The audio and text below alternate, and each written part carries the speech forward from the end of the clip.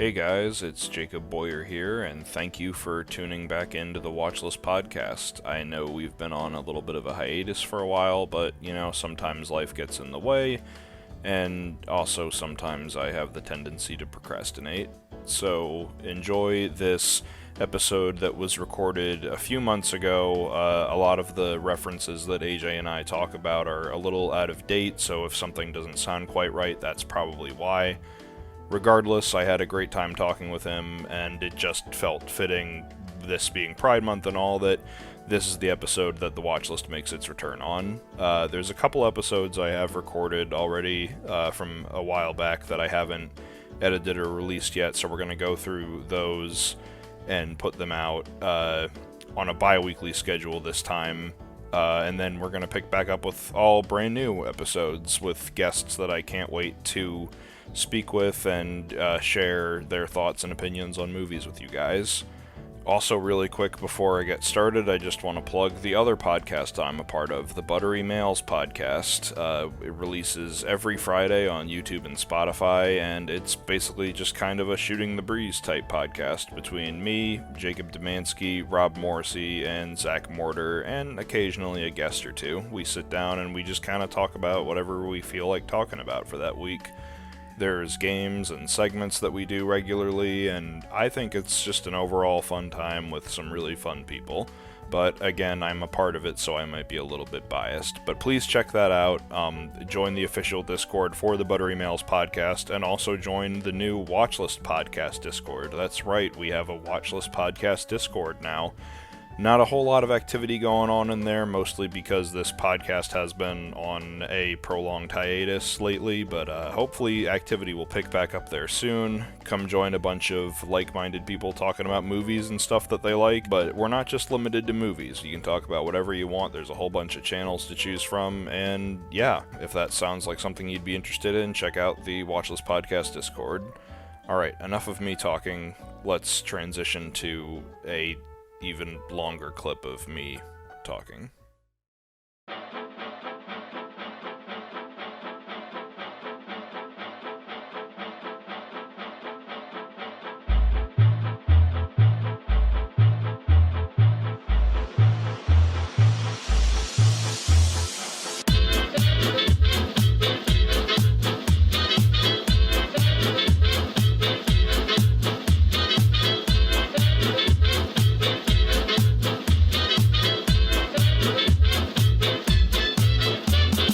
Hey everyone, and welcome again to the Watchlist Podcast. I'm your host, Jacob Boyer. Today I'm joined by special guest, filmmaker AJ Mattioli. How are you doing? I'm doing well. Thank you so much for having me. Of course. I'm really glad that you were able to find time to come on the show. So, My pleasure. I guess just for anyone who's unfamiliar with who you are or what you do, I guess just give us a brief rundown about what you do. Sure. So I'm AJ Mattioli. I own and operate Mattioli Productions, which is a queer film production and distribution company. We produce films with queer content made by predominantly queer artists. We distribute films that are within the same spectrum of the LGBTQIA plus community. And we try to essentially make films that people want to watch, that are of high quality, and make sure that we distribute things that have nice production value. This way the queer community can enjoy really well-made films and not feel like they're stuck with YouTube videos all the time. So trying to fill that niche a little bit and trying to get some money in the pockets of our queer family members. It's definitely an important market to hit, I think, in today's, just like for exactly the reasons that you said. It's very hard, I find, to find movies that represent the LGBTQ plus community and sort of the non-stereotypical, or like the way that's been seen dozens and dozens of times. So I think that, and to sort of skip ahead a little bit, the films that you recommended from your production company were a very nice breath of fresh air. I can definitely attest to the quality that you speak of right there. Thank you. I named my company after it's my last name. And I have to do right by my family. If I'm going to use the last name, I got to make sure that to keep the quality of the family name, going and up. So, it's the family name pressure. Gotcha. So to make sure everything is of high quality and good. Gotcha. Well, you're definitely living up to that quality standard, if that means anything. It does. Thank you. So I guess let's jumping off of that, let's talk about how did you get your start. So the way that I typically like to word that is whenever I listen to interviews with like producers or directors and they talk about like when they were young and like, oh yeah, I'd always play with the family camera in the backyard or make movies with my friends, but typically they kind of cite one particular moment or one movie or one show that like really clicked with them, and that's what made them realize, no, that's what I have to do, that I have to be a filmmaker, I have to be a producer. So what was your background like, and do you have a moment like that? I definitely do. I'm actually surprised it took me so long to realize this is what I want to do. Considering everything in my past was movie oriented. I was not a student. I was not I just didn't do well in school. I didn't, it was the 90s and they didn't know how to teach kids who learn differently. So after high school, I got a job over at Blockbuster Video. Rest in peace. And it was amazing. And I was making $13 an hour in 2001, and I was like, I'm going to work here forever. Not even, it was 2000. I was like, I'm going to work here forever. And my parents were just like, please go to college. You don't know what the future holds. Thank goodness that they pushed that narrative because, Blockbuster didn't last. And, I said I would give them 2 years of college, and if I hated it, I was allowed to quit, right? And then second semester, freshman year, I was miserable, and one of my friends said, why don't you take a communication course with me? They're really fun. You just get to watch movies and review them. And I was like, oh, I can do that. And I started realizing there was actual jobs and things I never really thought about. As a person that's been doing carpentry work with my father my whole life, I didn't know there was a thing called the art department that you can go in and make these insane sets and make these incredible props and all those things. I had no idea there was a lighting department. I knew people were there, with grips because I live in New York and I've passed enough film sets, but I didn't realize it like on a small level that people were doing that, on an independent level that people were doing that. Hell, I probably didn't even know there was independent films. And then my friend Debbie Dufresne, who, if she happens to listen, she just got married. Congratulations. She was the one that said, go and take communication class with me. And I picked up a camera and I made a movie called Women's World, which was, about how women get paid less than men. And it was done to some bizarre soundtrack and experimental and weird and artsy and bizarre and in all the greatest ways, in my opinion. And it had me hooked. It had me hooked from all the way from film theory to making the movie and every single part about it. I mean, I'm 40 years old. I've been making movies for over a decade, working in the business, in different ways for over 15 years. And just 2 weeks ago, I PA'd for the Video Music Awards for MTV because even if I'm serving coffee and taking out garbage, I'm part of it. And the minute I became part of it was the minute I became obsessed with it. And I can't imagine doing anything else. And after 17-ish years being in the business, I'm not really sure I'm qualified to do anything else. But, so here we are. Well, that's definitely a very inspiring story. And I mean, like, you look no further than, like, Quentin Tarantino always touts that he started off at Blockbuster and just sort of dove headfirst into it. So it's... you just watch movies all day. And one of the things about Blockbuster is you were allowed unlimited rentals and you didn't have to pay for anything, And now that seems so unimportant with things like Netflix and stuff where you have millions of movies at your disposal all the time. But at that time, you really had... it was $5 to rent a movie or $4.33 to be exact if you lived on Long Island, New York, in the Ozone Park area. What people complain about $10 for Netflix, and I'm like, one movie was $4.33. Like, stop complaining. But you didn't have, because of the money, it was a privilege to be able to rent a movie back in the day. So working there and having my hands on all those movies, I didn't realize that whole time I was essentially just studying and learning how to do things, and learning what kind of movies I liked, and how, getting to then dissect them, because college taught me to dissect them and figure out, how they were made. It really was kind of a pre-college education, even if it's just watching movies and being, too close to the screen all the time. Exactly. Yeah, I think Stephen King has a quote where he says, "If you want to be a good writer, you have to read a lot and you have to write a lot. You can't really claim to be a filmmaker and not sort of expose yourself to a little bit of everything." 100%. It's just one of those professions where you have to be a full-time student as well. 100%, especially with scripts. And as fast as, I made a documentary called Words, and it's all about words that we use to identify ourselves, and words that we associate with our identity, and we just constantly see how that changes. And you read scripts now, scripts that I've, movies I've put out in the past, where I'm like, oof, that wording isn't great, or oof, the way I phrase that is a little problematic. And you have to constantly be reading scripts and learning new things, and staying aware of what's important, and putting your best foot forward. Because if you stop that, you're going to be making movies that nobody wants to see, or are offensive, or have problematic features in it. So it's extremely important to constantly watch not only your Scorseses and your Spielbergs and your Cravens, but watch the newer directors, watch the people that are up and coming, because the 22-year-olds, they might not have the experience behind them, but they sure as hell know what people want to watch these days.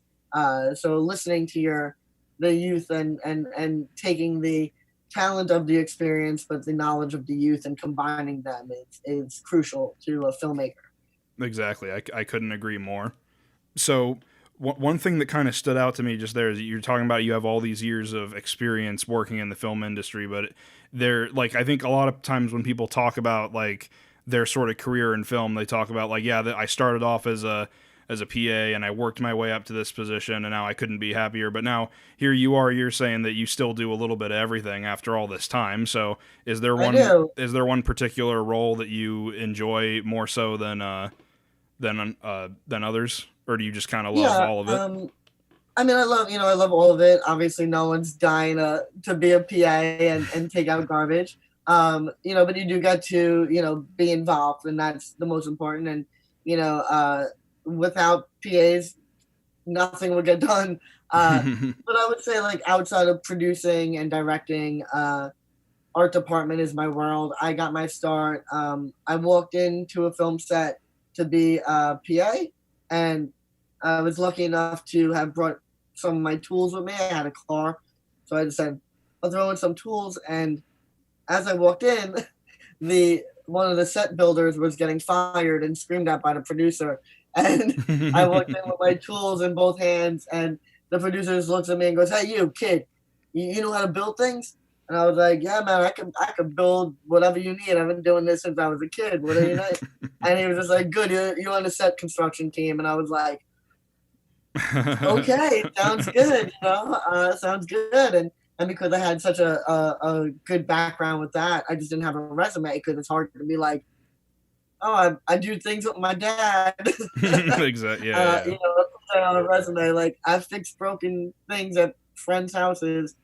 But I did have a lot of experience, and with that, I kind of grew within the art department. I went from being an art department builder to an art director to a production designer for indie films relatively fast, which is how I got my directing career. I'm not gonna name the movie or the producer who asked me to direct for him. He pretty much, at that time, I was identifying as a lesbian. He didn't know any of the lesbians because he's, just a terrible person and doesn't care about anybody. It's not white, cis, and male. So, but he came up to me and said, "Do you want to direct a lesbian movie that I wrote that he had no business writing?" And I was like, you know what? I'm not going to kick a gift horse in the mouth, even if the gift is coming from a person who I'm not fond of. And I directed my first film, and I kind of saw how I'd worked for him for a while, and I didn't like how he treated actors or actresses in particular. I didn't like how he talked to his crew. Everything felt very manipulated and mean, and I said, I can do this better. I can do this nicer, and I can do this fairer. And that's how Mattioli Productions was born. I said, I don't want to make I don't want to make more heterosexual movies. I want to make only queer content, and I want to pay people correctly. I want to treat them correctly, and I want to show them the respect that most producers on the higher end of movies don't show their crew and don't show their, their cast. So, as much as I love art department, I really do feel that taking on those positions and showing actresses that they can be respected is really my main jam. And it's definitely an important thing to tout. That's something that there's a lot of horror stories out there. So I mean, that's a shame that is something that needs to be touted. But that is very important. Again, just providing voice for the voiceless in a lot of ways. Yeah, and it really does feel.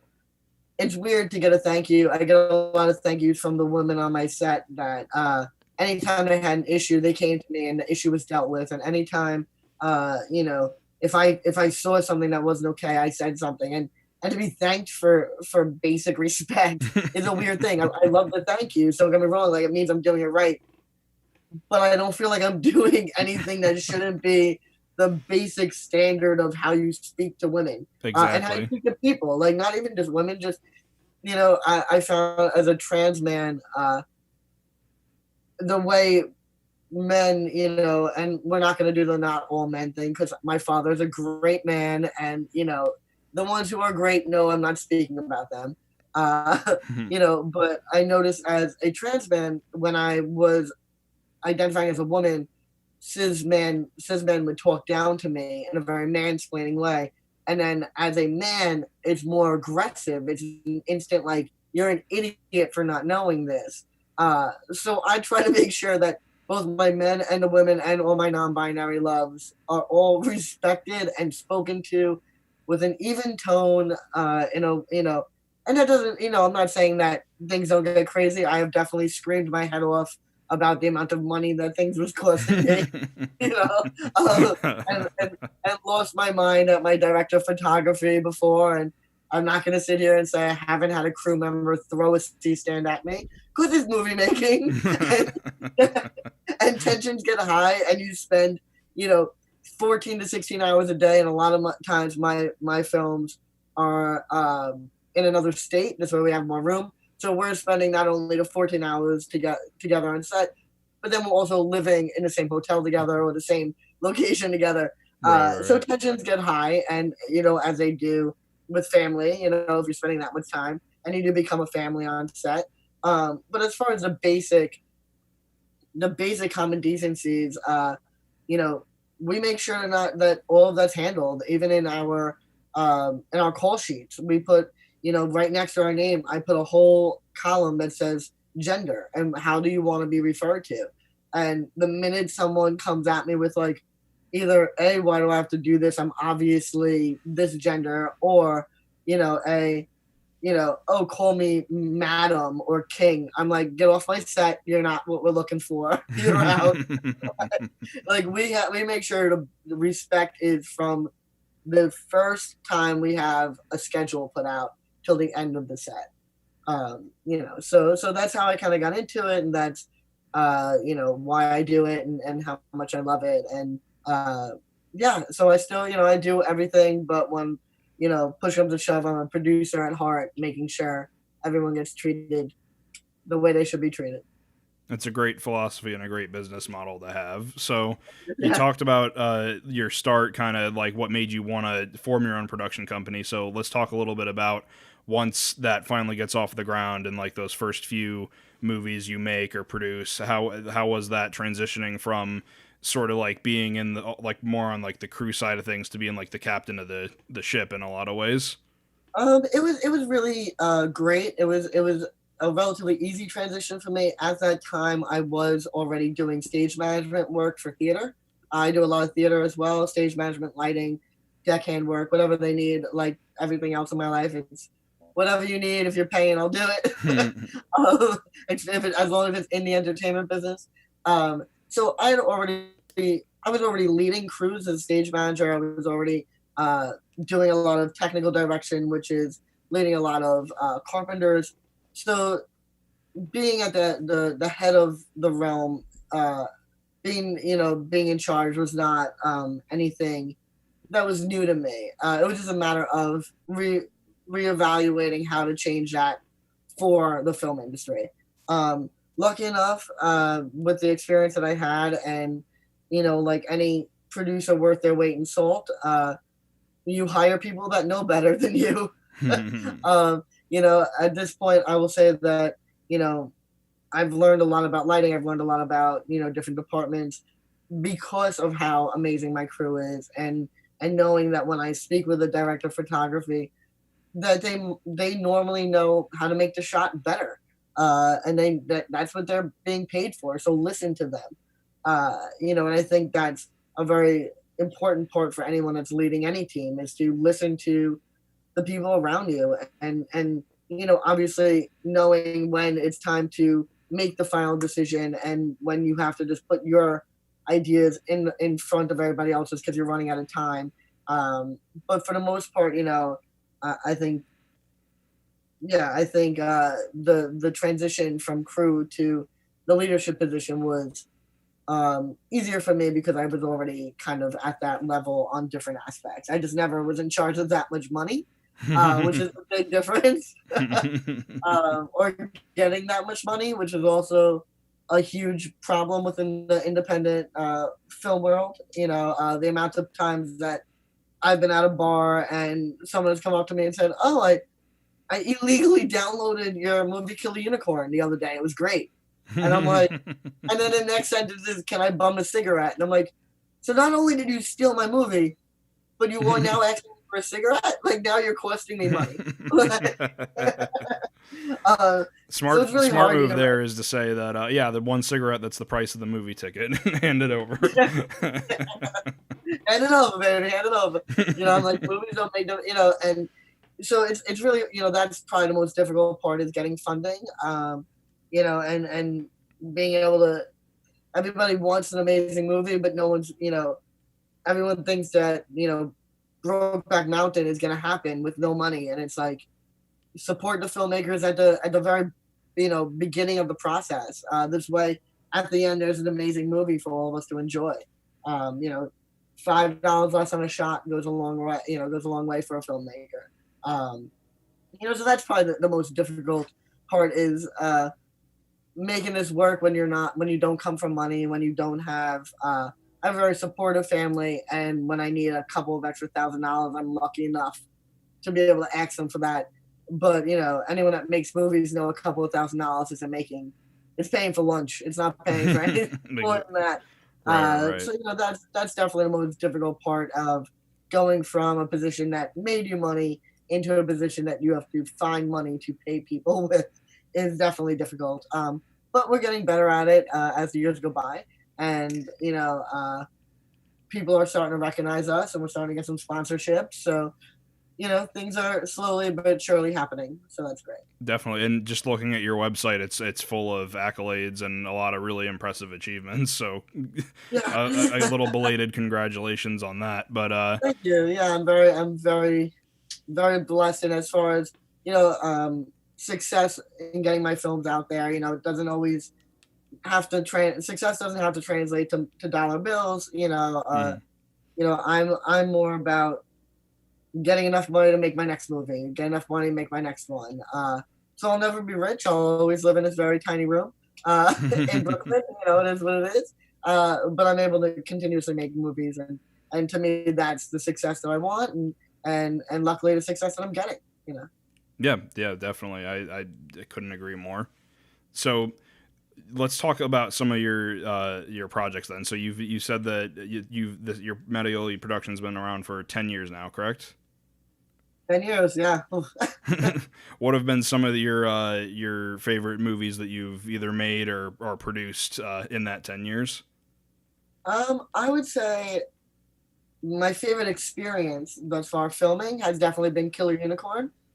Killer Unicorn is a movie I partnered up with Netflix Productions, who's run by Drew Bolton and Jose Alvarez, who I've partnered up with on numerous movies. But Killer Unicorn, I mean, the premise is a really hot man with booty shorts on and a unicorn mask that's going around Brooklyn killing drag queens. Mhm. It would be hard to not have an amazing time filming that. We got to run around Brooklyn. We got to film at our favorite bar, Macquarie Park in Williamsburg, who's been essentially a producer of most of my films because I make gay movies. So that means at least one scene is always in a bar. So Macquarie Park has been, a godsend. And we would film from 5 a.m. to 5 p.m. And then we would just kind of hit up happy hour at Macquarie Park and do it all again the next day. Some of the drag queens in it would show up from their just in the look that they wore performing the night before, and we'd have to be like, "Honey, you got a 5 o'clock shadow. We need you to redo your makeup." But just an amazing experience, and just super fun. And then I would say my favorite movie to date would be Neon Boys. I think it was a lot of work. It's a drama. I think that was one of the ones that I had you watch. Yes, yeah. For me, I directed it. I had an amazing time directing it. The cast was fantastic.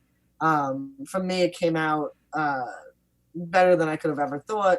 I had a 2-time Emmy-nominated editor, not only shoot but also edit it, which was crazy. He did it for like $400, which is insanely cheap. He's a good friend of mine. I was very blessed. And then most recently, I had a really good time shooting my upcoming movie called Guys at Parties Like It, and that is a Me Too thriller, mostly a heterosexual themed, but it has gay storylines within it because obviously you can't have a fraternity house without at least one gay boy in the closet.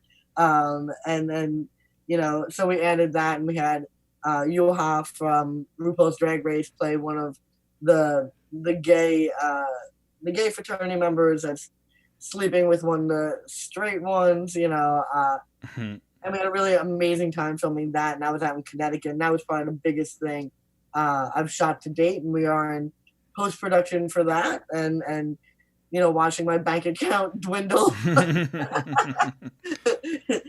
as that's getting finished up. But I have a feeling that it's going to be, fingers crossed, the biggest thing that I have had done to date. And God willing, because I spent a lot of my inheritance on that. So.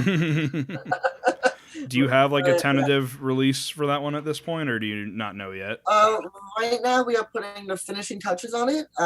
We didn't feel like there was a big rush because, right now film festivals, although I love that they're still happening, a lot of your sales and stuff happens in person. Right, yeah. So we just kind of felt, why rush it just to put it into film festivals where the after parties is what sells it, right? Like, there's a reason terrible television is on TV. It's because it was okay at the festival, and then they had a couple of drinks afterwards, and checkbooks came out and contracts came out, and it's all about the schmoozing and getting people to like you, and so we felt as a seasoned company that has enough films under their belt, we would just wait this COVID thing out and see what that means. So hopefully, with different states opening different movie theaters up and people getting back at it. Also, nobody has any money, right now. So, our audience being queer people, my core audience being mostly trans and non-binary people, we don't have jobs right now. Like, we barely have jobs when jobs are to be had. The sad reality is, it took till 2020 for it to be a federal law that we can't get fired for being queer. That doesn't mean we're not getting fired for being queer. It just means they're coming up with more inventive reasons to fire us. you know, and we are an underserved community. We are an oppressed community. So right now, that with COVID on top of it, we just felt it wasn't the time to put out something that we hope to be relatively maybe not a blockbuster, but a film that is of more notoriety due to the subject matter and the quality of it. So we just kind of are waiting. So guys at parties like it, go to our Instagram, all that stuff. Show some support. I would say quality wise, if you watch my movie Innocent Boy, it'll be of that kind of quality. Very saturated, very dense, very deep and dark material, with amazing actors. But yeah, so we're hoping, God willing, people will wear their masks and keep their mask on and get tested for COVID, and so we can get out of this and see this movie on the big screen the way it needs to be seen, the way we want it to be seen. So, because it has that value, and we filmed it on, a Red camera. We filmed it on the same camera that they film Stranger Things on. So to think about people watching that for the first time on their cell phones is heart-wrenching for me, especially since we spent so much money on that camera. Right. And we're spending money on surround sound, and surround sound isn't what people are using watching their computer screen. So we're waiting it out, seeing what happens, but it's amazing, and you're gonna love it. And it's if you like horror movies, and you like movies where the people that get what they deserve get it, you're gonna love Guys at Parties Like It. It's essentially, I'm telling people, it's American. If American Pie went horribly, horribly wrong, but also horribly, horribly right. It's so weird to think those movies were big in the 90s, because I can't imagine trying to get one of those made now. It's a movies about manipulating women into having sex. It's just, it should have ended in bloodshed, that movie. So we're correcting that comedy and ending it the way it should end, in bloodshed and women being the victor. That's a very, very good ending summation for that movie. I'm looking forward to seeing that whenever it does get released. And you know what? Sometimes patience is a virtue. We wound up having our dear friend Monica Garcia, who was in Kill a Unicorn. The director fell in love with her when she was in that movie. The only woman in that entire cast. And she just killed it in that movie, literally and figuratively. And then we put her as the lead in Guys at Parties Like It. And while that was editing, Tyler Perry Studios heard about her and got her attention, and she was able to went from being a day player on the show Sisters to having an actual role on Sisters. And during quarantine, got to be on Tyler Perry Studios 14 days without talking to people, living in a mansion and with Tyler Perry people. And we're very proud of her. So I'm extremely excited for people to see what she has to offer outside of comedy. So if you haven't looked up Monica Garcia yet, she is going to be a household name sooner than later. So get into it. It just goes back to the point we were mentioning earlier about making sure the people who should have a voice or are properly represented. And that's actually one other thing I kind of wanted to touch on briefly. I know this is a very big topic, maybe a little bit too big for a movie review podcast, but you kind of talked about the sort of unfortunate fact that there isn't a whole lot of terribly accurate or I should say proper, I guess, representation for sort of LGBT plus people in movies, especially in Hollywood. I think the independent film market is definitely doing a better job, but you still have kind of a little bit too that's not super well portrayed moments. Yeah. So yeah. I guess, what is your sort of opinion on the state of things for queer film, and have there been any movies? Have there been any queer films that you've seen lately, not from your production company, that you would recommend people watch or stood out to you? Yeah. I'm a huge fan of the show Work in Progress. It's on Showtime. If you don't have Showtime, get their free week. You will want to binge it. It did really well on the film festival circuit, and it was one of these series that took off. They were very lucky. There's a lot of other series that are on the independent market that are as good, but if you want to see something that's mainstream and it's important to watch these things that are made by queer filmmakers, starring queer people, it's written by queer people as well. The minute they get onto Showtime or HBO, you have to watch it and watch it over and over and over again. Because what that does is it tells Showtime and HBO and those channels that people want that content and people want to watch it over and over.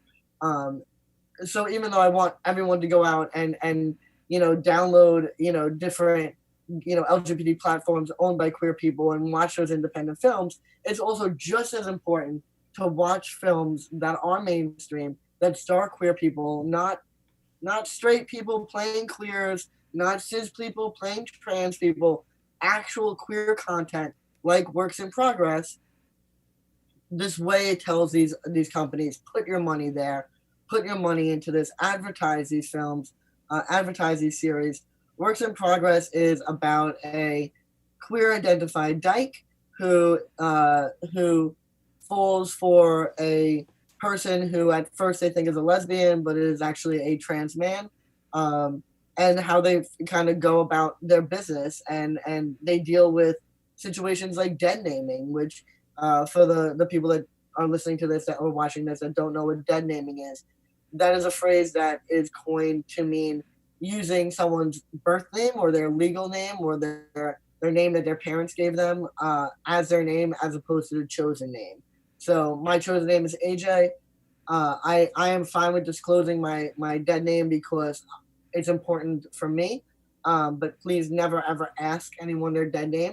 But for an example, my dead name is Jana, whereas my chosen name is AJ. And if someone calls me Jana, they either better have known me from 40 years ago and they didn't realize that I'm now trans, even though I have a beard, and somehow they missed the memo. Or you're calling me that because you're a dick. And I don't got time for that in my life, right? And the show Work in Progress really deals with dead naming in such a beautiful way. Not to give too much away, but after they say the name out loud, there's a diner that has the same name, and instead of saying the name, they fuzz out the name of the diner because it's to show you it is so unimportant what this person's name was originally, and that the audience doesn't need to know it either.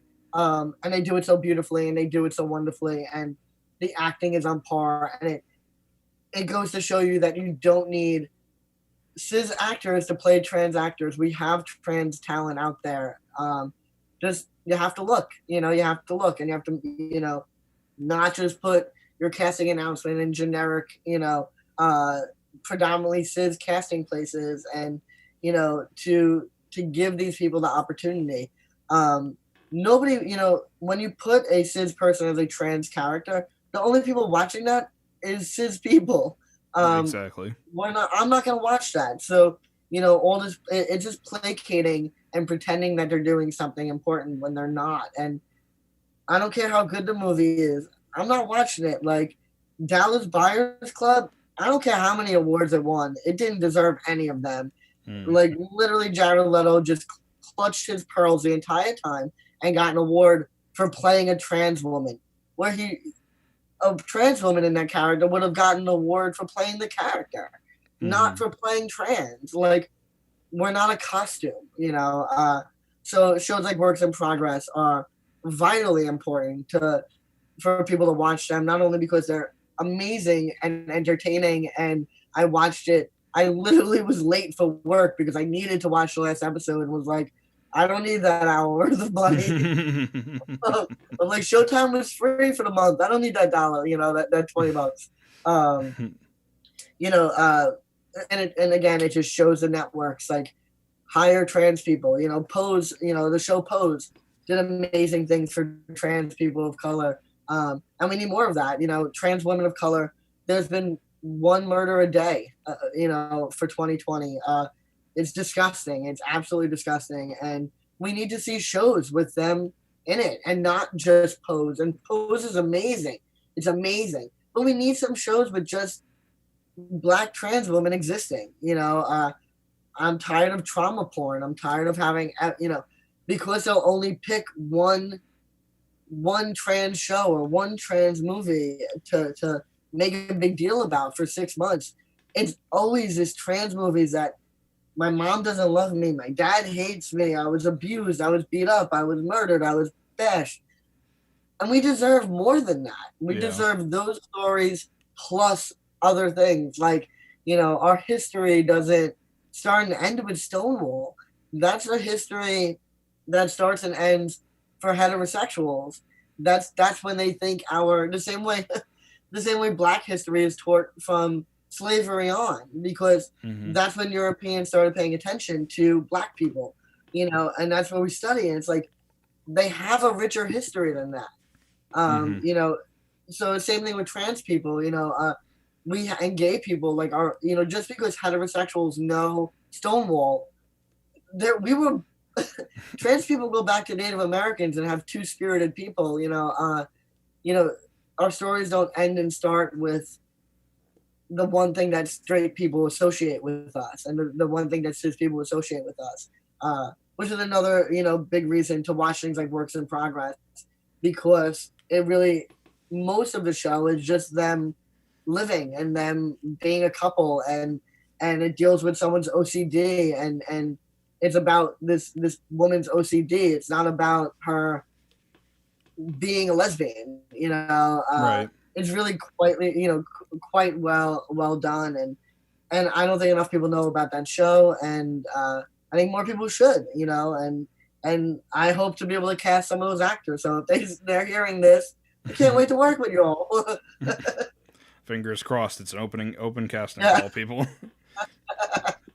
But yeah, you never know. Yeah, and I think everything you said just now, that's a very important thing. I think that the biggest issue is that I think that and again, it's hard for me to know because I don't personally identify as a member of that demographic, but it is, I imagine it's very frustrating because when I look at bigger like film production companies or people trying to make queer oriented films, I think that the passion is there, the intent is good, but the execution, like you said, it's always the same few stories told over and over again because there's just a lack of understanding what queer people have gone through, and it's sort of this base level understanding that needs to be expanded by having more shows, like you said, on TV, or having movies with that proper representation out there. And I think that's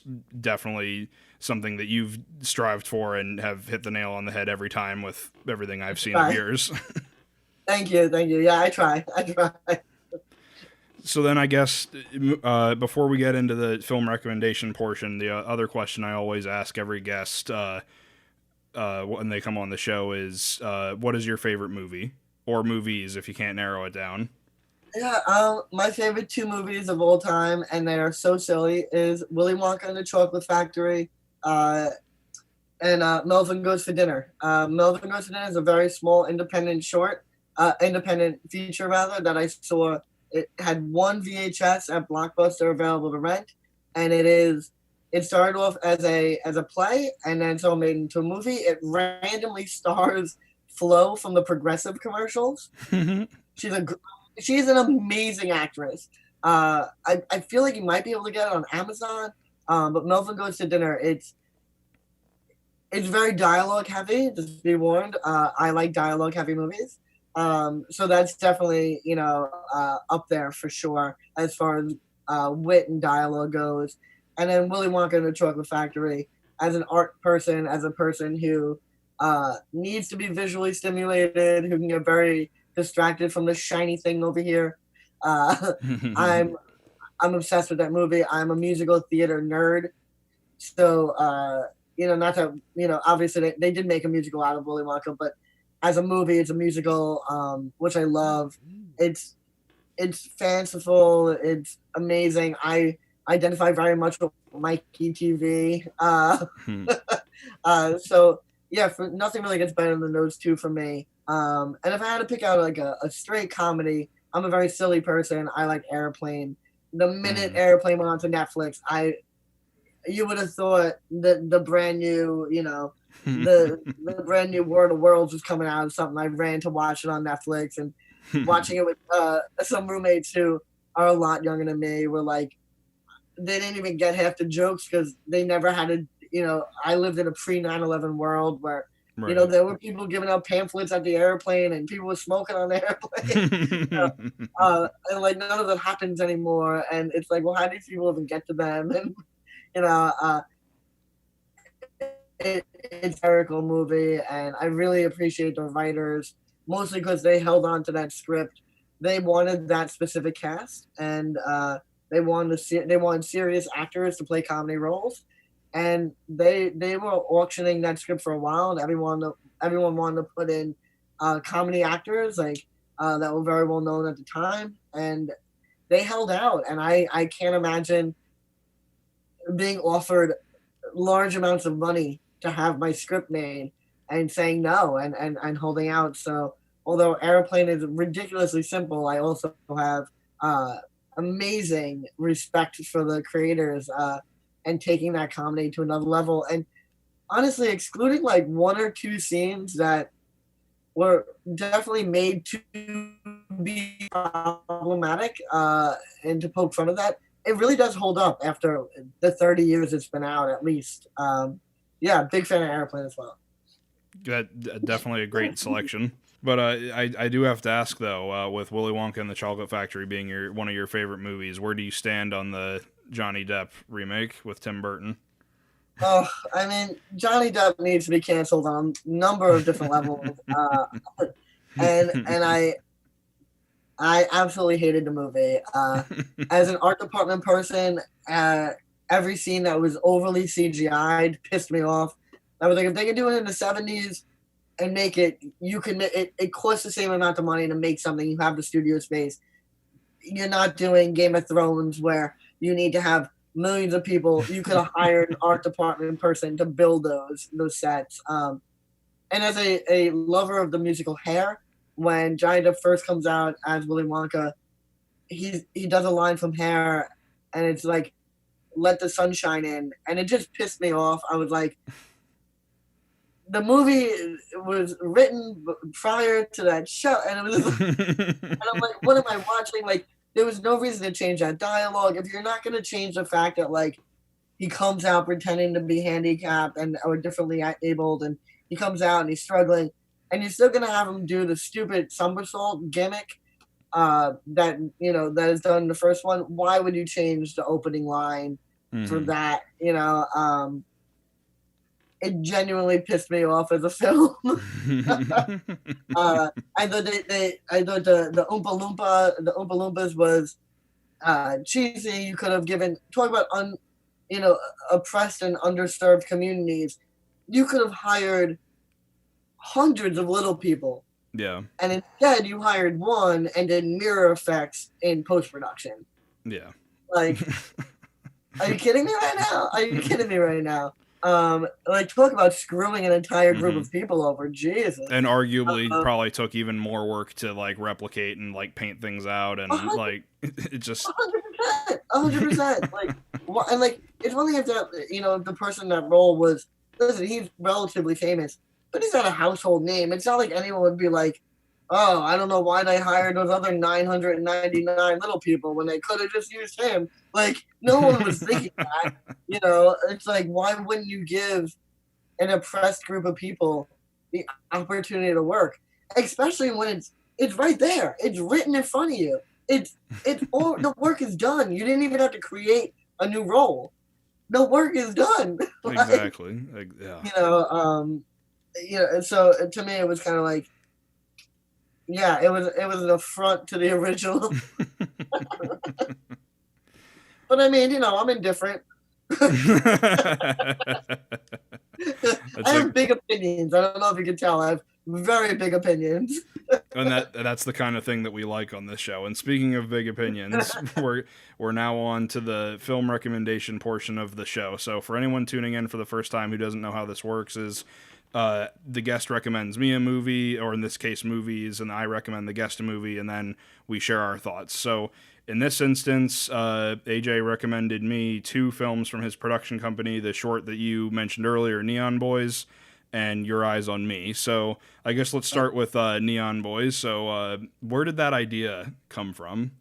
So tragically enough, because of what that movie's about. Well, actually, I should say really first, what is the movie about for anyone who's listening and hasn't seen it yet? So Neon Boys is a story about a man who was in jail. We don't really know why.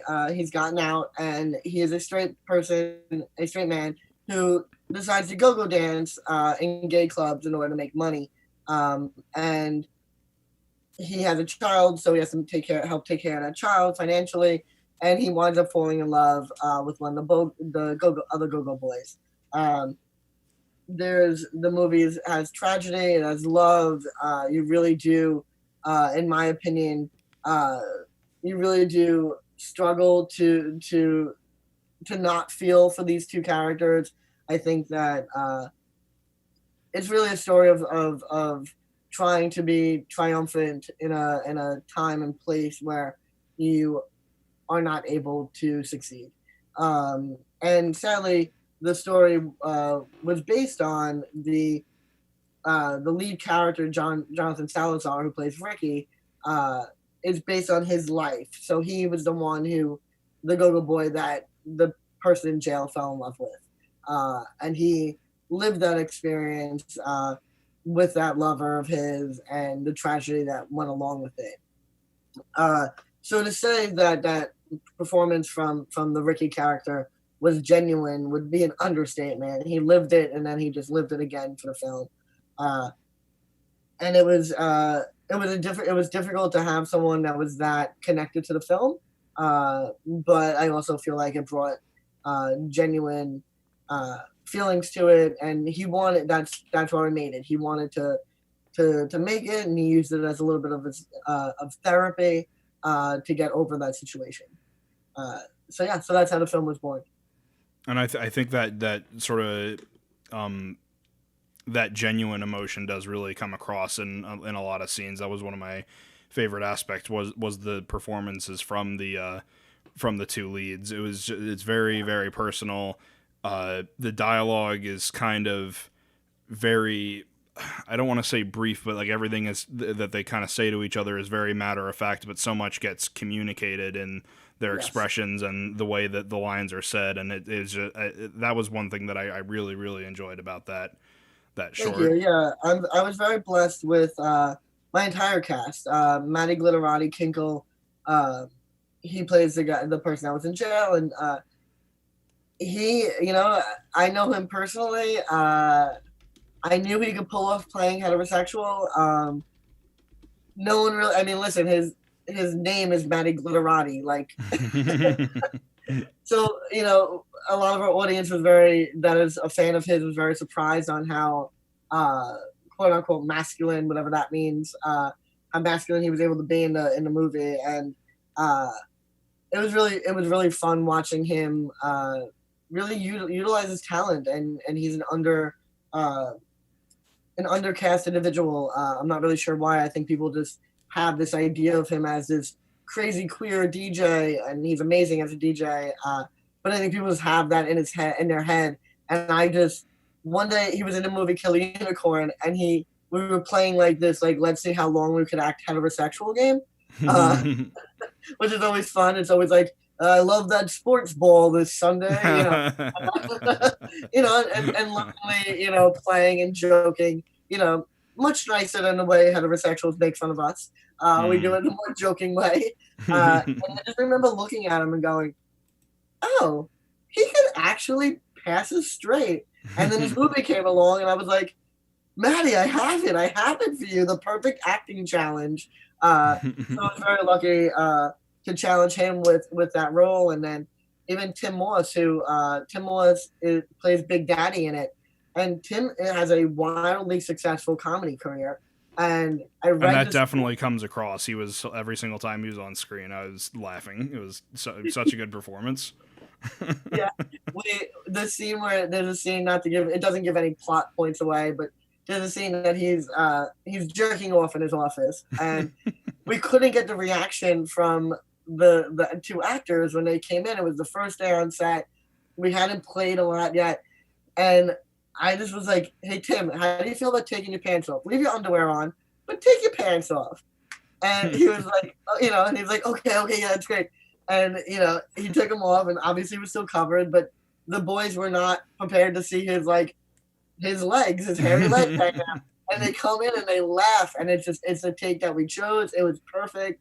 It was like everything that I wanted happened in that moment. And it was really great. And actually, a little tidbit for those that are going to watch Neon Boys, the scene that he's jerking off to, the porn part of it was actually the sex scene from our film Kill a Unicorn.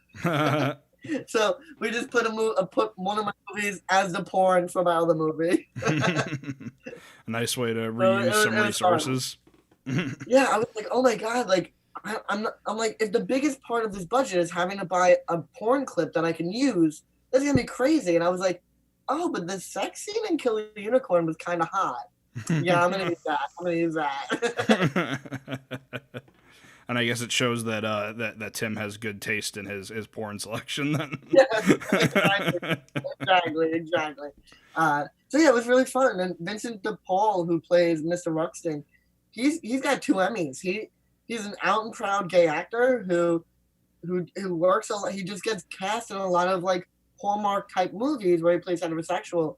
And so he got the script, and he was like, I'm going to be in New York. Can we film it around this time? And I was like, yeah, man, but like, I'm paying SAG minimum over here. Like, I wasn't going to do SAG actors, but like, if you want to do it, I'll go through the paperwork. And he was like, I'm happy to do it for SAG minimum. And I was like, did I really just get a 2-time Emmy nominated and 2-time Emmy winner actor to do SAG minimum? Damn, yeah, I did. I got that. And I'm very, luckily, and he's so handsome and such an amazing actor. It was a pleasure to work with him. So I was very lucky overall. Even with Kelsey Danae, who plays the estranged wife, she has to yell out the word faggot in it. And as a straight woman, she knows better. And I had to like really convince her, like, honey, any other time you're not allowed to say it, but I need you to say it. I'm like, I appreciate that you don't want to say it, but I need you to say it. And when she says it, it's so heart-wrenching, and she just does an amazing job. She mostly does musical theater, so she has to, show her emotions to the 40th row back. So it was quite, amazing to work with such a seasoned actress. So it was great overall. I had so much fun on that movie. Yeah, and that moment is very, very powerful. I think the 2 moments that stand out for me the most is that moment where it's sort of sorry, I'm blanking on the name, when Sean, I'm getting them reversed. Sean is the straight man, correct? Yes, yeah. Sorry, Sean. I have trouble with names sometimes. But yeah, so but that scene when Sean is between Ricky and Rebecca, and he can't say anything correct. Like no matter what he says, it's gonna ruin the situation for somebody. And when Rebecca does call him a faggot, and it is so heart-wrenching just the way you describe it. And when he turns around and sees Ricky, you don't even need the words there. It's just so intense. It really is a movie about a man trying to make right and having everything go wrong around him, and just watching someone who is empirically good and is at his core a good man, and just shit just happens around him, and it's like constant. And that's why we really never talk in the movie why he went to jail, because by the end, it's something he didn't really do, or he was like wrong place, wrong time kind of guy. And we just felt that was kind of important to, like, let's not allude to what it was. Let's let's hope that the audience sees him as good, that bad happens around. And I feel, that my direction led him there. It Pat definitely myself did. on the back a little bit, you know. It definitely did. Yeah, and it's a very great short. Anyone who is listening to this who hasn't seen it yet, the same can be said about all your movies on your website. There's always a link tree to like all sorts of crazy different ways that you can watch the movie. Too many to list, so go check out. Yeah, we definitely we have a whole watch here section on my website, and it'll lead you to the ones that are like on Amazon and such. But I always also try to let people know, like, if you're gonna have to pay, if you're gonna put your credit card in, why not buy it at a place like tlavideo.com or sign up for something like Fearless Streaming that puts money not only into my pocket but also into the pocket of other gay people. Listen, Amazon does what it needs to do for filmmakers, but support artists creating support art. Support artists creating art, and support the companies who felt that they wanted to showcase queer filmmakers. Reverie.com, Out TV, Here TV. Here TV is amazing to queer filmmakers. They are one of the few companies that pay us outwardly. So support Here TV. I really can't speak, more kindly about the companies that I work with. You'll see a lot that you have never heard of. Click on them. They have some films that you're only missing out on because mainstream media hasn't deemed them important enough. And that has nothing to do with the quality of the film. It just has to do with the amount of money we have for marketing. Exactly. So I always suggest, like, hop on those sites, and after you pay to watch my movie, do that first. Then scour around the site and search for things that you find important. Most of these websites are also doing amazing things for the Black Lives Matter movement, where they'll put a whole section that's just Black movies. Watch these movies; they're made by Black filmmakers. Learn something. Learn something about people that aren't you. So a lot of these independent, unlike Amazon, who is just capitalizing on it, these other companies are actually putting the money into the hands of filmmakers that need it, and are showcasing the underserved. So I always, go and watch them. They're really doing great jobs. Definitely, yeah, I couldn't agree more. And then moving on, also you're able to find on that website the other recommendation, Your Eyes on Me by Sergei Alexander. I hope I'm pronouncing the first name right. Like I said, I'm terrible with names. But so I guess tell us a little bit about Your Eyes on Me. Your Eyes on Me is a feature film that takes place in the United Kingdom. The storyline has to do with a young drag performer who is following around a veteran drag performer who they wind up falling in love. They wind up having sexual intercourse. And then, without spoiling too much, they find out that they have a connection in the past that throws their love for quite the loop. I will say it is a taboo love story for sure. I highly enjoy it. I thought the direction was really good. I like things that are out of the norm. It seems like a regular film when you start it, and then as it goes on and deeper, you get to see inside the lives and the minds of the characters and how they live their lives and what they find forgiveness and what they find forgiveness in, what they worry about, what they find and step trepidatiously into. It is definitely a movie that will, in my opinion, make you rediscover what you might feel is right and wrong, and what you're, putting something, a moral thing into the limelight, and making you really kind of sit with something that might seem wrong or might seem right at first, and make you come to your own moral decisions on that. I really enjoyed this piece. It's my first feature that I've distributed outside of my own work, obviously. and I was super happy that nobody picked it up before me. I think the film is really well made, and I thoroughly enjoyed it. And I'm ecstatic to be putting it out there and getting it out there. I can imagine, yeah. So how did it come across your radar? I essentially scour Instagram for the hashtags gay film. I follow gay film festivals. I follow LGBT movies, and any movie that I haven't seen, I go and I like if it's not Brokeback Mountain or Trick or something that we all know is distributed.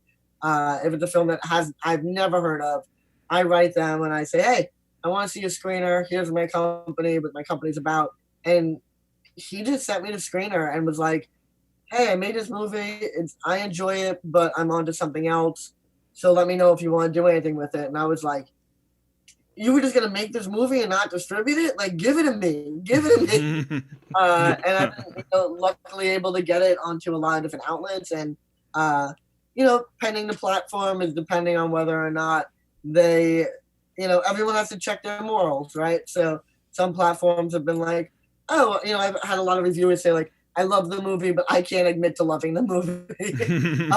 So I can't review it for you. And I'm like, well, that kind of sucks. But, I appreciate, the honesty and the transparency. Because I have had reviewers review other movies and been like, not my cup of tea, I'm not putting it out there. Where, it's interesting to get the feedback, like, I loved it, but I can't I can't review it. Right. So, it does deal with a taboo topic, and, just kind of, he didn't think that people would want to see it because he probably got one bad review about the issue that's dealing with. And, that one bad review probably, is the reason and is making me some money. So, I'm happy for that bad review. it kind of made him stop looking. And, I understand he's a first-time filmmaker, and and he really trusted me. And I'm putting it out there, and I'm making him a little bit of money. And it's coming to Deco really soon, and it's already on a bunch of outlets. So hopefully people will check it out and be intrigued, because it intrigued the hell out of me. Definitely, yeah. And if anyone who's listening to this hasn't gone and watched the movie yet, you definitely should. I liked it a lot. Again, a lot of the same reasons why I like Neon Boys. I think the two lead performances were very, very powerful. So Again, like saying so much while also saying very little, especially the Gloria, her character was amazing. Sort of so good. I'm very sad that they live in the United Kingdom, because I'm like, I would cast you so fast in New York. But just amazing. The one other thing that I also really liked, then I was kind of worried about it at first, was the music, because I definitely got a very specific vibe watching it, where I was like, okay, this is gonna really try hard and make me feel something with the melancholy piano, and it's gonna tell me, okay, this is what you're supposed to feel in this scene. But I completely forgot about it, because I got so wrapped up in the two leads' performances and the sort of the moments they have leading up to the big reveal. Yeah, I think with a lot of now that I'm distributing movies from all over the world, there's a distinct difference between American movies and other countries. I knew that for horror movies, right? Like, horror movies in America always end 9 times out of 10, with the girl surviving, and whereas in Europe it's a whole different story. Like, it always ends sadly. So I knew that with horrors, but I didn't realize that the tone of movies from the United Kingdom is set up differently. And then I started watching some television from the United Kingdom, and I was like, oh, it just feels different.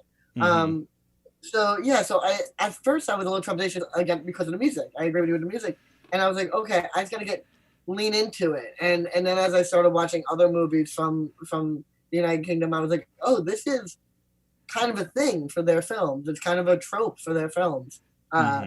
whereas we have ours, of course. So it's interesting, yeah, and it's nice to know other people are noticing that too. That's not just in my head.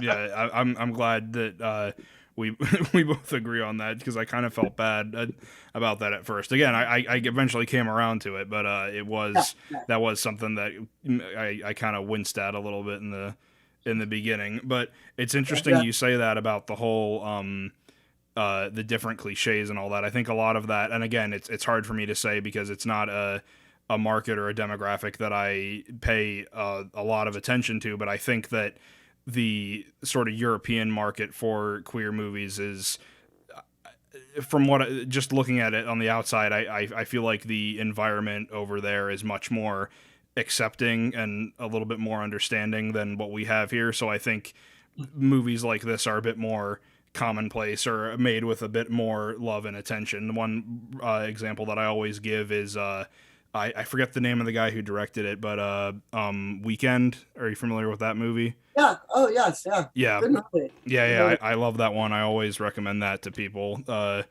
As like people who want like a good but also kind of sad romance. But I got a lot of kind of vibes, especially in the second half of this movie, as I got in Weekend. It's a very like, not maybe like like Weekend. I feel like is maybe a bit more like kind of sad, but I feel like this one is more uplifting, I guess. But it sort of gives you the same sort of emotional like pull, and I really liked that.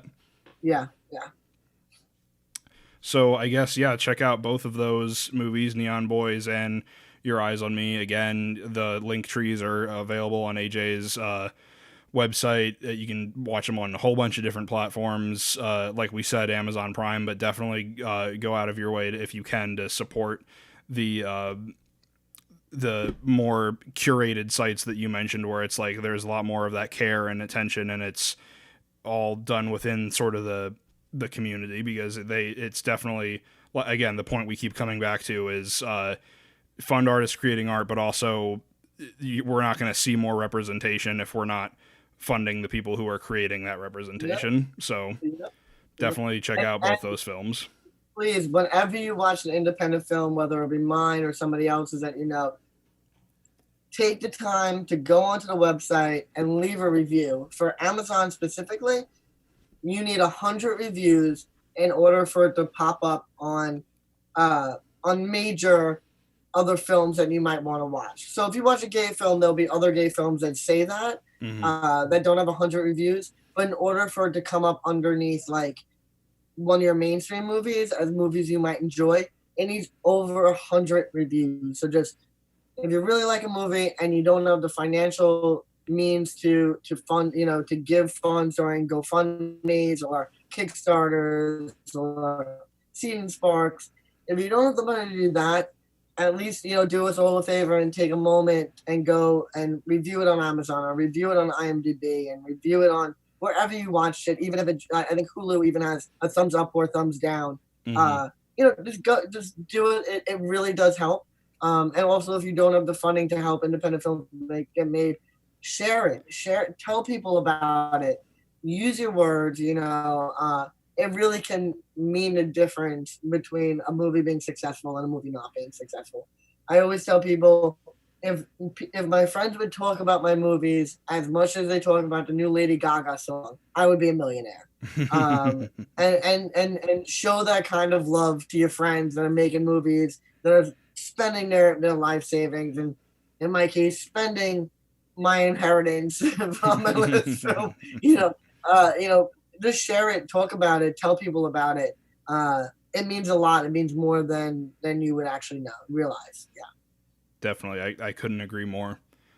So then moving on, the final point we have tonight is the movie that I recommended, AJ, which is a 2015 independent movie called Tangerine, directed by Sean Baker and starring Katana Kiki Rodriguez and Mia Taylor, who I found out actually after I watched it, there was a campaign, and I don't remember the official terminology, but they were, I think, either the first or among the first transgender women to be considered for acting awards at the Oscars through this movie specifically. So unfortunately, they didn't get it, but the performances were amazing, and I love this movie a lot. It's hilarious. It's it's very trashy in the best possible way. It's very in your face. The best possible way. I love it so much. So it's basically the gist of the movie is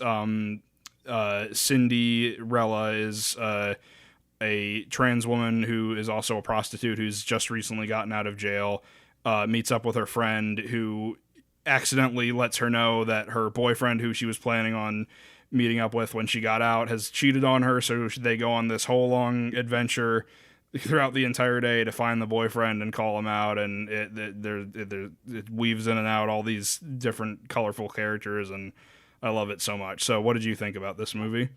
It was the second time I watched it. I watched it back in 2015 when it first came out, and then I kind of forgot I saw it, and then when you mentioned, I was like, oh yeah, I do know that movie, and I rewatched it and I fell in love with it again. Most of my friends are sex workers. That's the reality for queer people, especially trans women of color. I loved that it was their job. I love that at no point, even when they were acting trashy, they weren't acting trashy because they were sex workers. They were acting trashy because of the situations around them. Right. A trans woman or cis woman, hell has no fury like a woman scorned. And I really think that's what the movie is, about. I loved even the sub characters, like the woman who owns the donut time location. She's just handling it like this is every day for her. Like, these people come in, they act a fool. She's like, what are you doing? Get out of my store. She threatens to call the cops, but she never does. I love her. I love the like, even there's one character in the movie that's the cab driver that before you realize he's one of the sex worker's clients, you're like, why are we seeing random people go in and out of this cab? Mm-hmm. And I love the people that are in the cab. They're such great day players. So even besides the trans women of color that lead the movie that are so fantastic, they did a great job casting every character. Even Chester, the boyfriend that's cheating, he is so great. He is Jamie Kennedy in that stupid white rapper movie that was, I can't remember what it was called.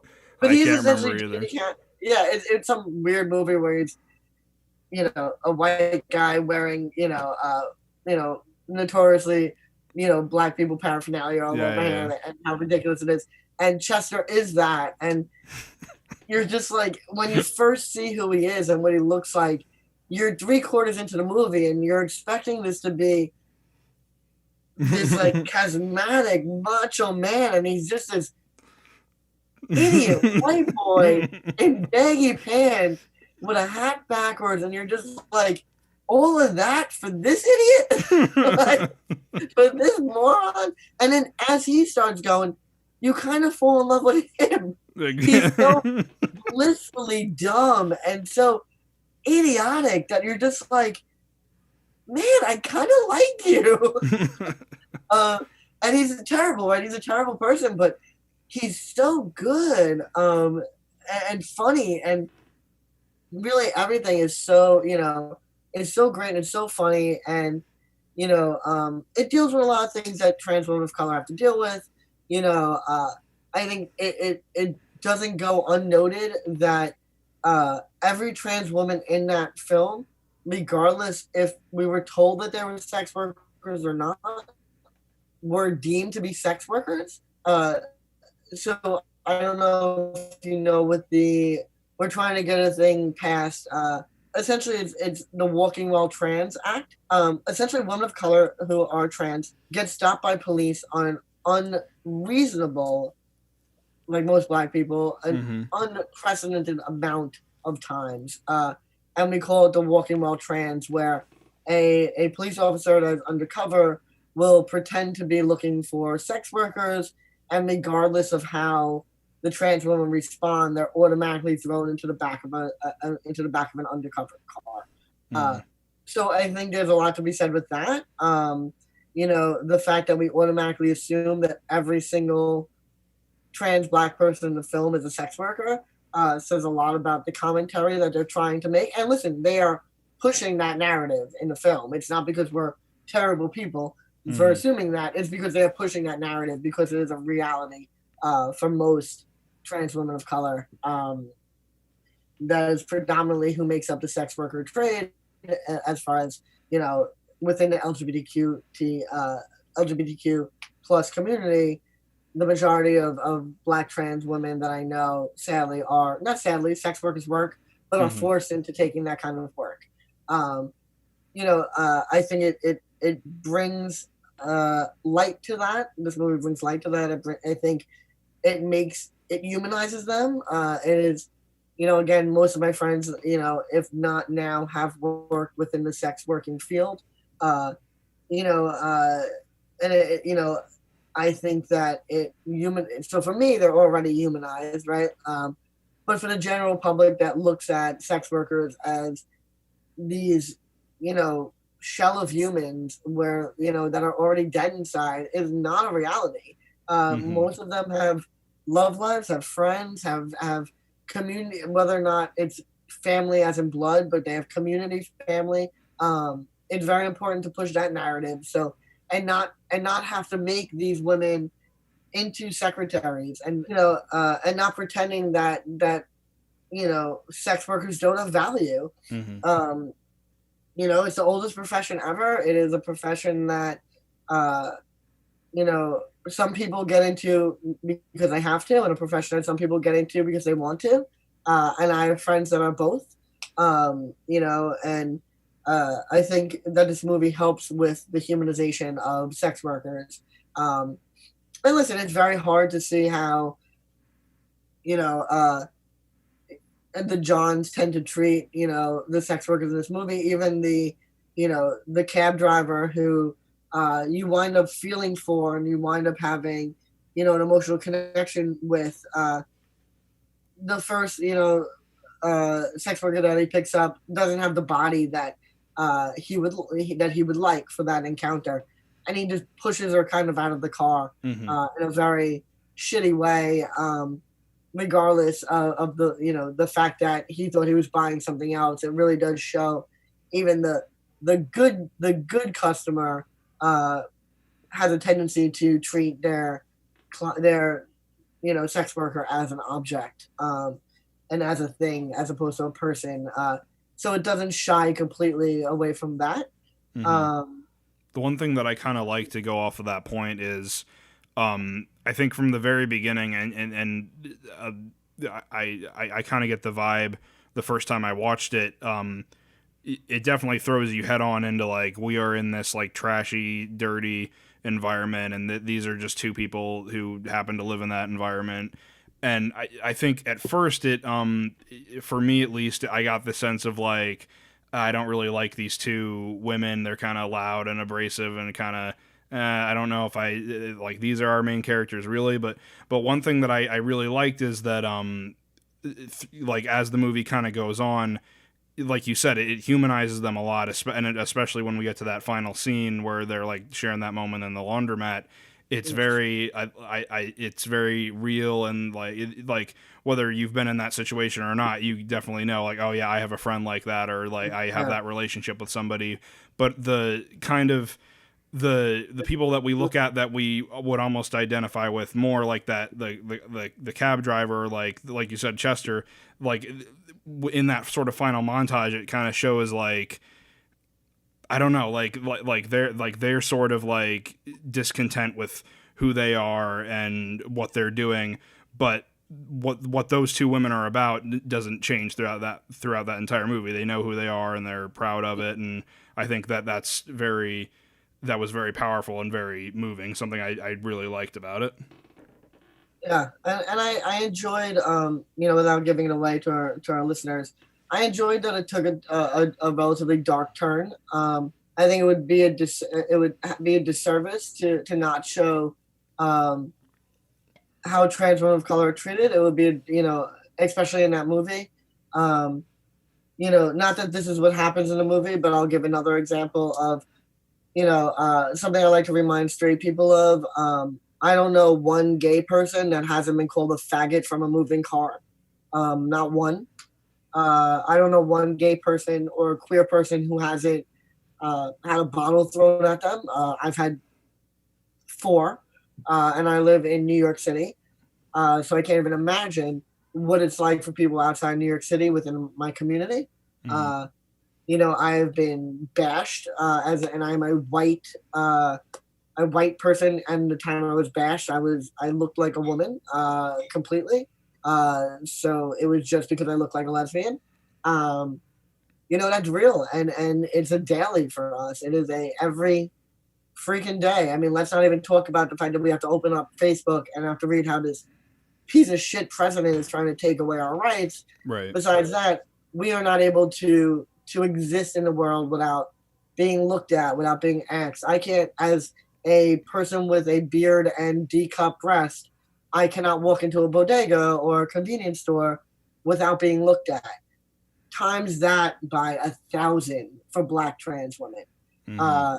And 1,000 is is probably not even a high enough amount. The average lifespan of a trans woman of color is only 38 years old because they get murdered so often. So things are pretty bleak, and it would be a disservice if this movie didn't show some of that, whether that be in how one of the cisgender prostitutes, cisgender sex workers are talking down to the trans women, whether it's that, whether it's the association of men who want to be with trans women who find trans, who fall in love with a woman, and it doesn't matter that they're trans, how they're automatically looked at as gay, and even though they're not, it's just a woman with different anatomy.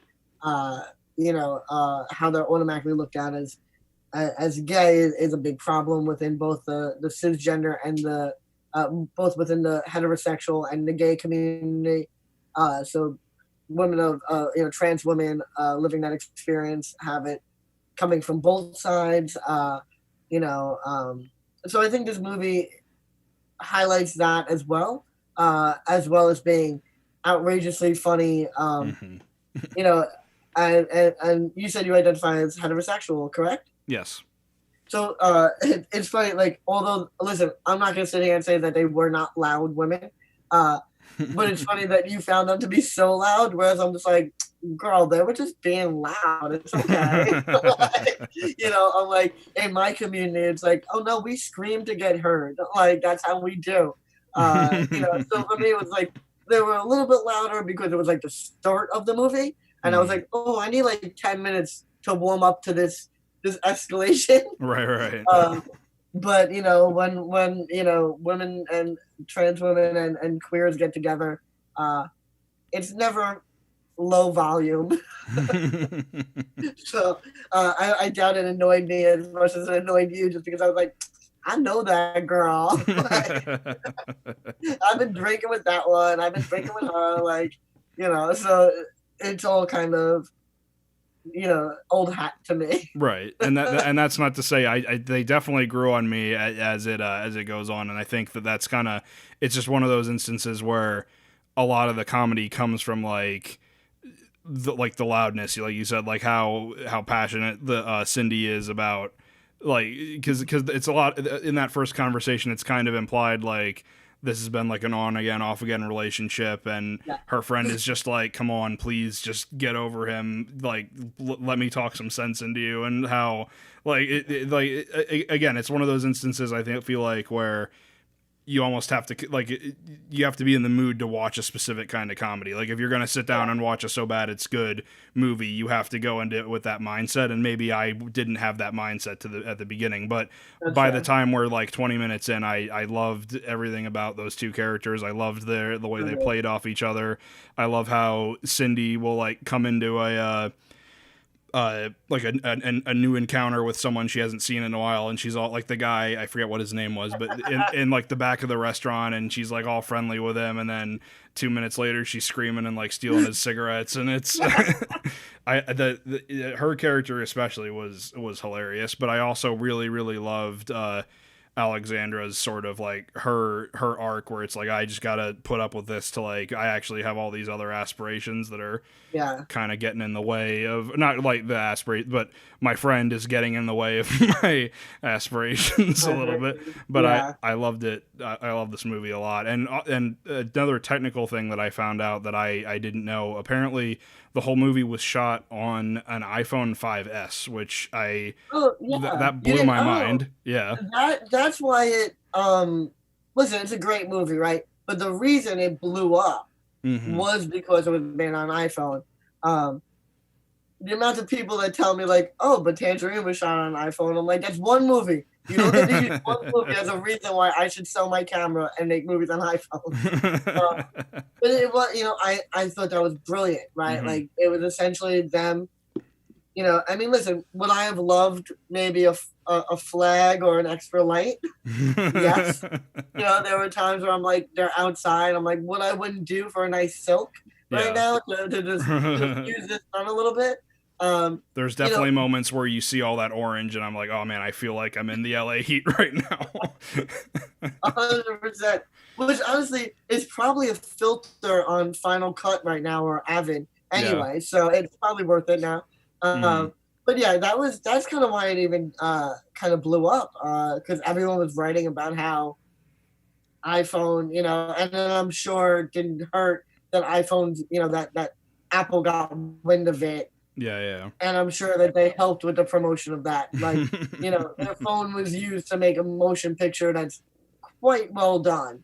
So I'm sure they were pushing that as well. But that's kind of where I got into my, my realm of, I'm sure it would have made into my home anyway because it's a trans movie. But the reason I heard of that at first was through Variety writing about it and doing an article about it being shot on iPhone.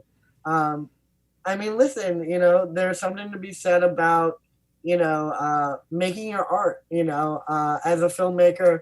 The one thing I can't distribute as a distribution company is things with bad sound. Yeah. I can distribute a good movie with a VHS quality as long as the sound is good. And this movie had great sound. There was no parts that I felt I couldn't hear. There was no room tone in the background. I didn't hear wind on microphones when they were outside, and they spent a good amount of time outside in this film. It's LA, so it's not the dead, stagnant New York air where you can get away with filming and not having wind interference. LA's windy, man. So like, the fact that the sound was good, like they essentially saw the budget they had and said, we're gonna spend it on sound and we're gonna spend it on editing, and well done, ladies. Well done. Yeah, and it definitely I think the fact that it is shot on a phone, it like almost makes you feel like you're watching like one of those like public freak out videos that get posted to Facebook, because the whole movie kind of is a series of public freakouts. And I feel like the fact that it is on a phone almost makes like it lends itself to that sort of trashiness again in the best possible way.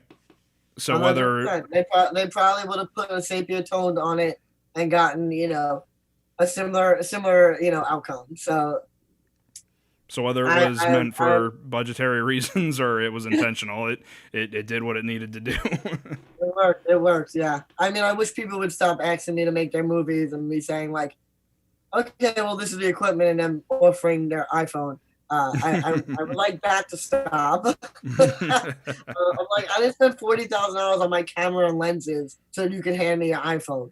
But I'm happy it was made. I think they did an amazing job. But let's not get used to. I'm nervous as a filmmaker that everyone's getting used to Zoom, and that's the quality that people are going to come to expect. So I'm getting nervous for my grip department and my electrics and my director of photography.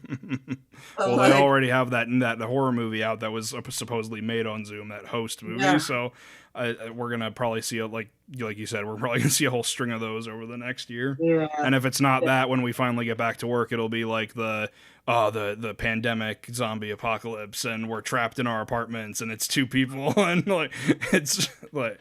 There's gonna be a whole lot of that. You know, I'm making a movie that's because I just need to make something before the end of 2020. I've distributed most of the year, and I'm like, I want to make something. So I have like a 5-minute short, and it's only 2 people. It's in one room. I'm like, I could pre-light it myself.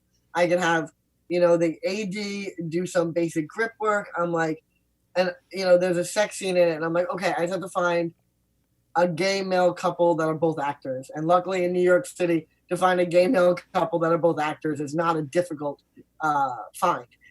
So I'm able to, the only people that won't wear masks are the 2 actors who are living together and who are already being intimate.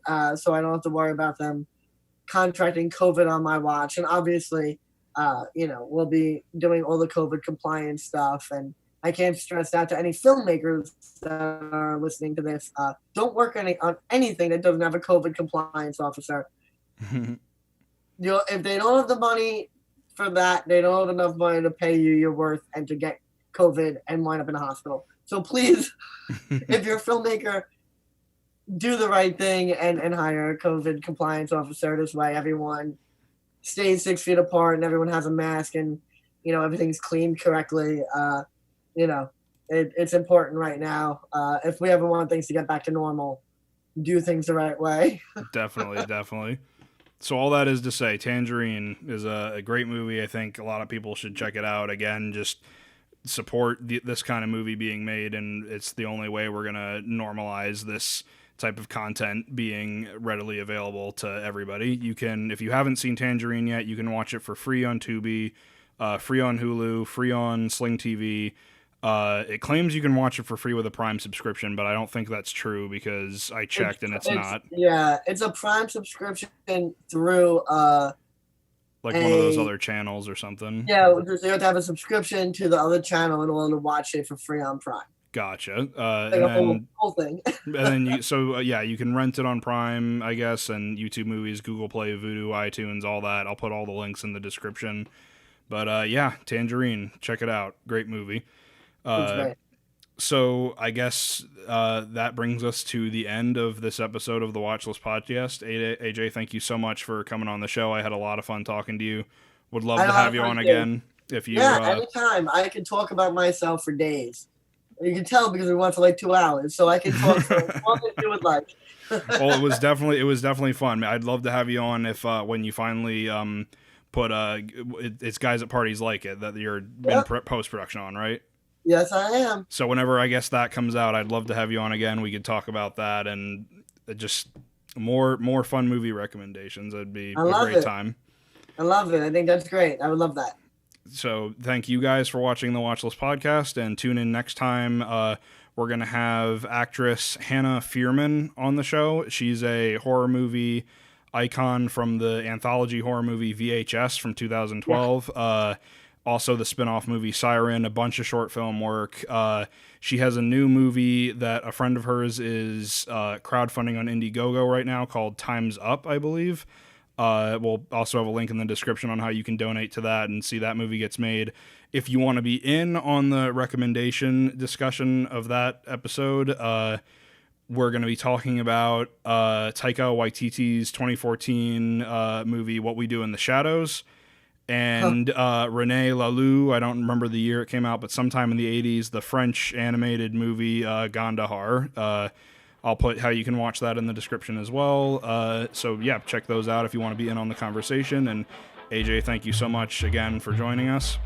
Thank you. I had a great time. And thank you guys for watching the Watchlist Podcast. We'll see you next time.